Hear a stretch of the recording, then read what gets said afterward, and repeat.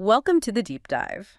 Today, we're jumping into a really big story, one of the most defining corporate moves of the year, I think, in the telecom world. Absolutely. We're talking about the dramatic company-wide restructuring just announced by the telecom giant Verizon. It's a massive shakeup. Yeah, we've pulled together a bunch of sources on their big 2025 overhaul and, of course, the layoffs that come with it. Our mission today is to get past the headlines and figure out what this really decisive move coming from brand new leadership tells us about Verizon's future. And not just Verizon's future, but, the state of the entire telecom landscape. It feels fragile right now. It really does. So let's start with the sheer scale, because you have to ground it in the numbers. The plan is to cut approximately 15,000 jobs. Which is just a huge number. For a company that size, that's about 15% of their entire workforce. Right. This is not just, a little routine trimming around the edges. No, this is radical surgery. For years, Verizon has been doing these sort of incremental cost cuts. Things like voluntary severance packages, letting attrition happen naturally. The slow burn approach. Exactly. And it just wasn't enough. Not in the face of how competitive the market has become. So this announcement, it's basically the new leadership saying the old way wasn't working. We need a fundamental structural reset. We're not just analyzing layoffs. This is a complete strategic pivot. A pivot to get leaner and faster. Much faster. Yeah. Okay, so let's unpack what's really going on behind these numbers. So the central figure here, the one driving this change, is the new CEO, Dan Schulman. And the speed is what's really striking to me. It is remarkable. Schulman just took the CEO job in early October, and then within weeks, a decision that impacts 15,000 families and completely reshapes their retail strategy is kicked off. It suggests he came in with a clear mandate, a clear diagnosis of what was wrong from day one. And his background is key to understanding this, isn't it? He's not a telecom lifer? Not at all. And that's absolutely essential here. He came directly from PayPal. He spent a decade there navigating that, hyper-competitive, high-growth world of digital payments. So, fintech, a world where everything is about speed. Speed is everything. You have to pivot fast, you have to streamline everything for the user, and you have to fight off disruptors constantly. It's a different mindset. Which, if you think about it, makes a lot of sense. The telecom industry today is much less about just laying copper wire. Oh, absolutely. It's about managing huge data platforms, security, content, the whole digital consumer experience. So he sees Verizon not just as an old-school infrastructure company. Precisely.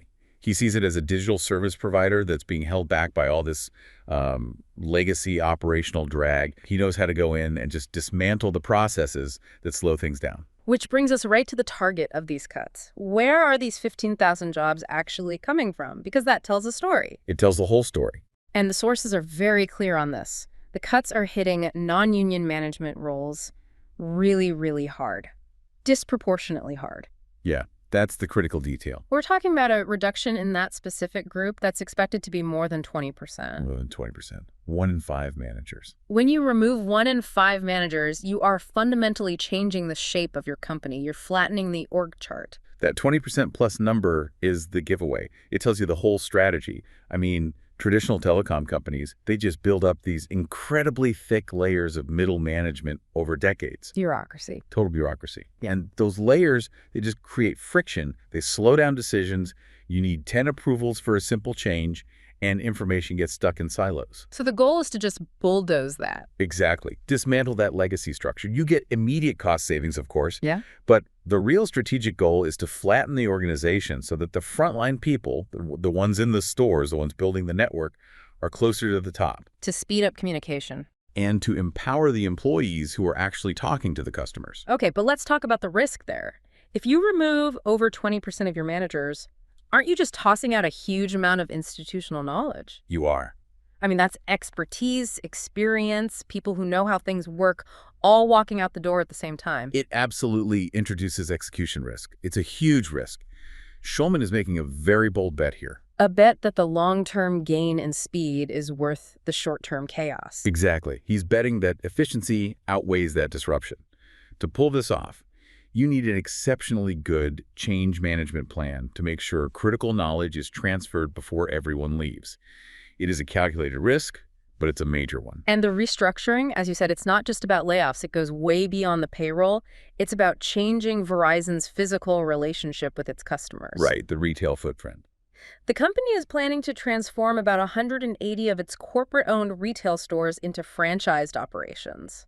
That is a huge shift in their business model. It's a textbook move toward a capital-light model. What does that mean exactly? Capital light. Okay, so think about it like this. When Verizon owns a store, they're on the hook for everything. The capital expenses, so the building, the computers, and the operational expenses, the staff, the utilities, the inventory. All of it. All of it. By turning these 180 stores into franchises, they effectively offload most of those costs onto independent business owners. The franchisees. Right. And that freed up Verizon's capital for the really expensive part of their business. The network. The network. Yeah. Building out 5G, laying fiber, buying spectrum licenses. That stuff costs billions. So they're separating the high-cost retail side from the high-cost infrastructure side. So it's not just about cutting costs at the stores, it's about reallocating that money into the core technology that actually delivers the service. That's the heart of it. And there's a secondary benefit, at least according to the company. Which is? Leveraging that entrepreneurial spirit. A franchisee who owns their own store has a direct financial stake in every single sale, every happy customer. They're more motivated. They're incentivized to perform in a way that, a corporate manager in a centralized system might not be. But doesn't that create its own problem? I mean, for a premium brand like Verizon, don't you lose a huge amount of quality control when you hand over 180 stores to different operators? That is the principal challenge, yeah. That's the other side of the coin. Service could become inconsistent. It could.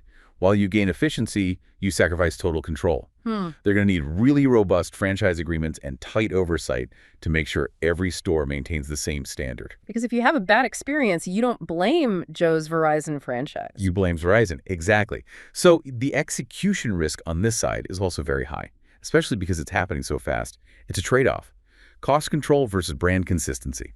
Okay, so we've got the new leader and the mechanics of the plan. Let's get to the why. Why this? Why now? What was the urgency? The pressure cooker. The pressure cooker. The source material points again and again to the intense competition in the U.S. telecom market, and it names the rivals specifically, AT&T and T-Mobile. And T-Mobile in particular has just been relentless. They've been chipping away at market share for years with aggressive pricing, promotions, just a real value-focused message. The whole Un-carrier thing. Right. And that has shifted the entire market from being about who has the best network to who has the best deal. It's become a price war. And a big part of that war is the phones themselves. The equipment war. It's a huge challenge to their profit margins. The rivals are offering massive discounts, sometimes basically giving away these $1,000 flagship phones, the new iPhones, the top Samsung models. In exchange for a long-term contract or a trade-in. Right. But when you're subsidizing that much expensive hardware just to get or keep a customer, it puts immense pressure on your bottom line. So it forces a company like Verizon into a corner. They have to play the game and offer those promotions. Or they lose subscribers. But they can't afford to play that game if their internal costs are still bloated with layers of management and expensive corporate stores. That is exactly the point. The market wants lower prices, but the technology demands huge investment in 5G and fiber. You can't do both if you're inefficient. So the only way to square that circle is to strip out every single non-essential cost. Every single one. This whole restructuring is a direct response to that competitive pressure. It's forcing them to get lean enough to compete on price again. So we have to acknowledge the human side of this. These layoffs are obviously creating a profound and difficult challenge for thousands of employees and their families. Of course, it's a painful process. But looking ahead at the company's stated goal, this is all supposed to be an investment in the future. That's the pitch. The idea is that Verizon will emerge from this leaner, stronger, more agile, and better positioned for long-term success. The pain today is for growth tomorrow. But the success of that vision, it all hinges on one thing: execution. This is an incredibly complex plan. You've got morale to manage after the layoffs. You've got the handover of 180 businesses to new owners.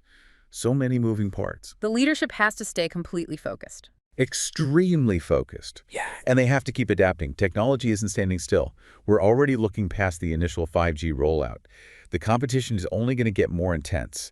This restructuring isn't the finish line. It's the starting gun. It's the starting gun for what has to be a sustained period of high efficiency under this new leadership. Okay, that brings us to the summary of this deep dive. We've got a massive organizational reset driven by a new CEO, 15,000 jobs cut, with a heavy focus on stripping away over 20% of the management layer. A huge flattening of the company. At the same time, a major shift to a capital-light franchise retail model involving 180 stores. All driven by CEO Dan Schulman's background in the high-speed fintech world. And all of it, really, a reaction to that fierce promotional price war being waged by T-Mobile and AT&T. Indeed. And this all leaves us with a really important question for you to think about as this story develops. Given that the whole stated goal of this is to empower frontline employees and improve customer service, how will they actually measure that? How will you, the customer, know if leveraging that franchisee entrepreneurial spirit is working? Is it just about lower costs for them? Or will we actually see customer satisfaction scores go up? Will the service in those stores genuinely get better and more consistent over the next 18 to 24 months? Yeah. That payoff, that will be the ultimate test of whether all this painful change was worth it. Something for you to keep a very close eye on. Thanks for diving deep with us.